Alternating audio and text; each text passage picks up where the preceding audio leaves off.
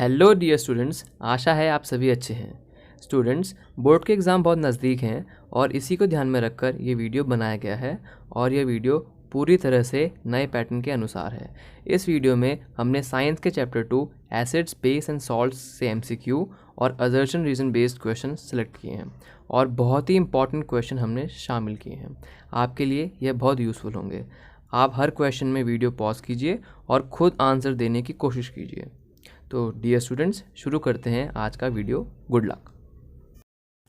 So the first question is which of the following is known as milk of lime. A very simple NCERT based question, ये तो कोई भी आराम से कर लेगा।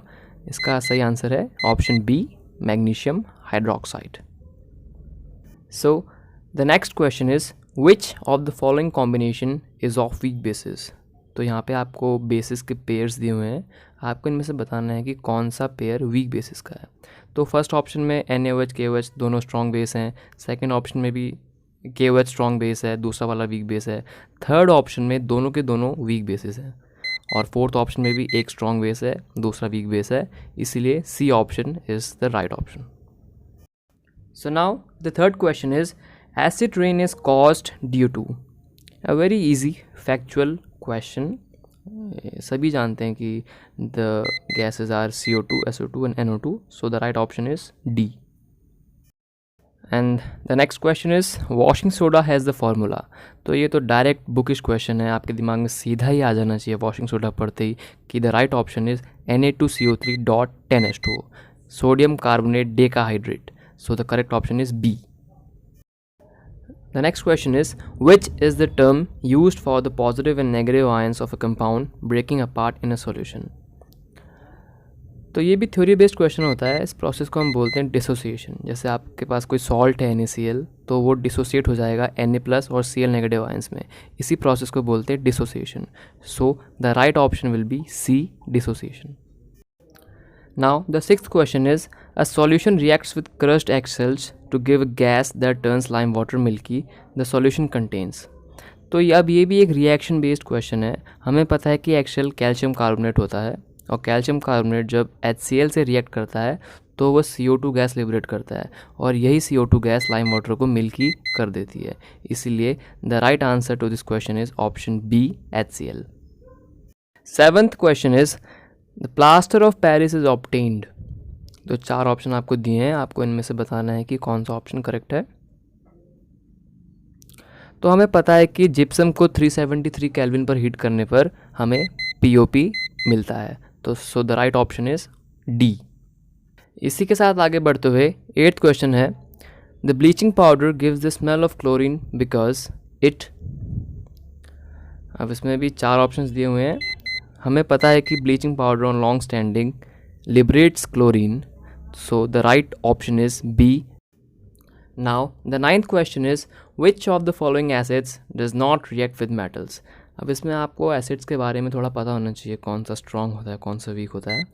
तो इनमें से जो वीक एसिड है कार्बोनिक एसिड, वो रिएक्ट नहीं करेगा मेटल्स के साथ। So the right option is C, carbonic acid. इसी के साथ आगे बढ़ते हुए 10th क्वेश्चन आ रहा है on passing excess of carbon dioxide through lime water. तो अब इनमें से मिल्कीनेस के बारे में हमें कमेंट करना है। हमें पता है कि जब हम CO2 को लाइम वाटर से पास करते हैं तो मिल्कीनेस अपीयर होती है, लेकिन यहाँ पे हमें ध्यान देना है शब्द पर एक्सेस लगा हुआ है। यानी जब हम ज़्यादा CO2 पास करते हैं लाइम वाटर से तो वो मिल्कीनेस डिसअपीयर हो जाती है। क्यों? क्योंकि फॉर्मेशन होती है कैल्शियम हाइड्रोजन कार्बोनेट की, CaHCO3 की। तो इसी वजह से इसका सही आंसर होगा option C, milkiness disappears. Now the question number 11 is plaster of Paris hardens by. So ये भी आपकी टेक्स्ट बुक से डायरेक्ट उठाया हुआ क्वेश्चन है। हमें पता है कि वाटर के साथ कंबाइन होकर ये एक सॉलिड मास बना लेता है। So the right option is C, combining with water. अगला क्वेश्चन है HCl gas changes the colour of. अब हमें पता है कि HCl गैस जो होती है वो एसिडिक तो होती है, ठीक है, लेकिन लिटमस पेपर ड्राई होना चाहिए या वेट होना चाहिए या दोनों चलेंगे।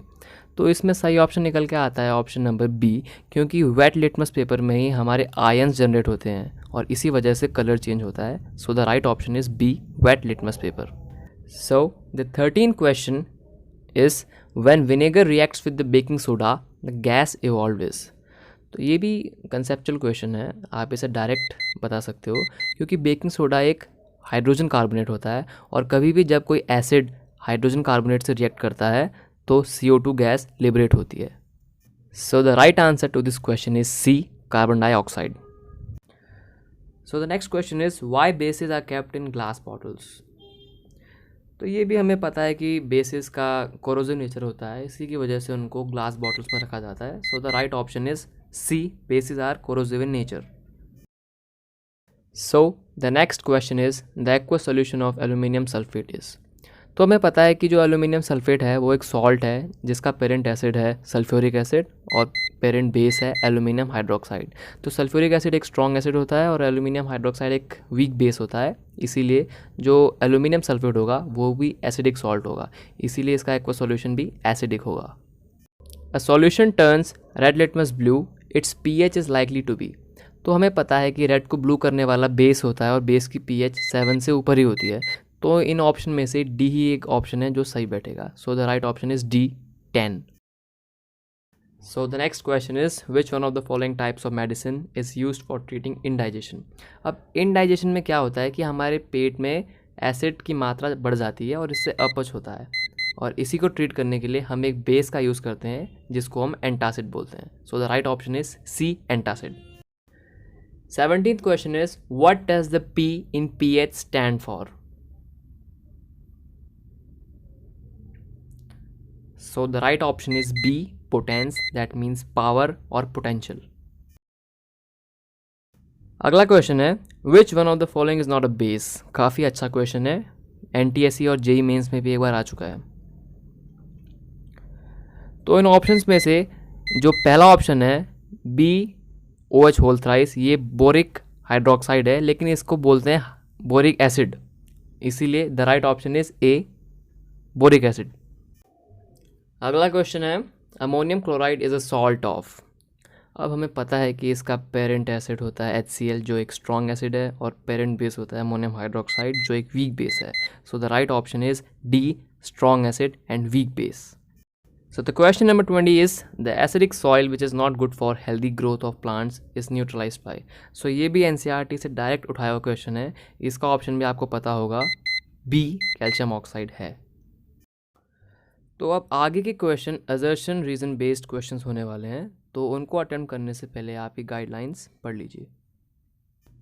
सो the 21st question is assertion on adding sulphuric acid to water the resulting aqueous solution gets corrosive. The reason is hydronium ions are responsible for the corrosive action. So the right option to this question is A. The next question is assertion acetic acid is a weak acid. Reason acetic acid gets partially ionised in the aqueous solution. तो जैसा कि आपको दिख रहा है reason correctly assertion को explain कर रहा है। So the right option is A. So the next question is assertion formic acid is present in the ant sting. Reason the portion of the body where ant bites is nipped with dry baking soda. तो हमें पता है कि assertion तो true है, ant sting में formic acid या methanoic acid होता है, लेकिन रीज़न में उसने दिया हुआ है कि हमें ड्राई बेकिंग सोडा का यूज़ करना चाहिए। और ध्यान देने वाली बात यह है कि ड्राई का नहीं बल्कि हमें मॉइस्ट बेकिंग सोडा का यूज़ करना चाहिए, इसलिए हमारा रीज़न हो जाता है इनकरेक्ट और इस क्वेश्चन का सही आंसर बनता है C. The next question is assertion in an acidic solution the indicator phenolphthalein remains colorless. Reason phenolphthalein is an acid base indicator, so as it is clearly visible the reason correctly explains assertion. So the right option is A. So the 25th question is assertion zinc when reacted with NaOH dissolves and a combustible gas is evolved. Reason metal reacts with bases to give hydrogen gas.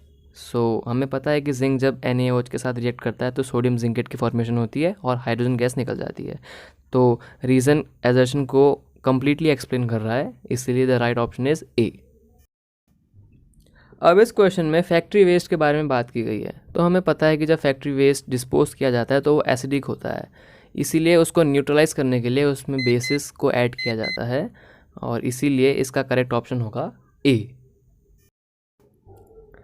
तो हमें पता है कि जब मुंह में saliva का pH 5.5 से नीचे गिर जाता है तो टूथ डिके स्टार्ट हो जाता है।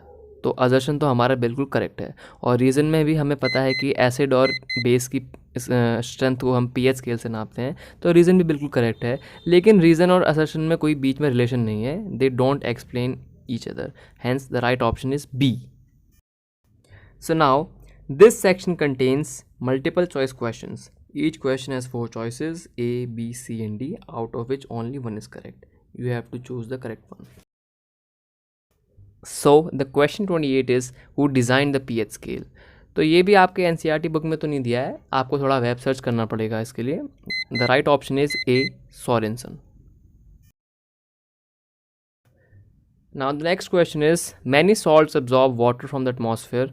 This property is called. तो ये भी आपके एनसीईआरटी एग्जाम्पलर का क्वेश्चन है, काफ़ी अच्छी बुक मानी जाती है. इसका सही ऑप्शन है C, deliquescence. Now the next question is which of the following is not an acid base indicator. बड़ा ही ईजी क्वेश्चन है, एनसीईआरटी बुक में भी गिवन है. हमारा फेनोफ्थलीन, लिटमस और मिथाइल ऑरेंज तो एसिड बेस इंडिकेटर होते हैं, बस वनीला ही है जो थोड़ा डिफरेंट है. So the right option is B, vanilla. Now the question 31 is pick the odd oxide out.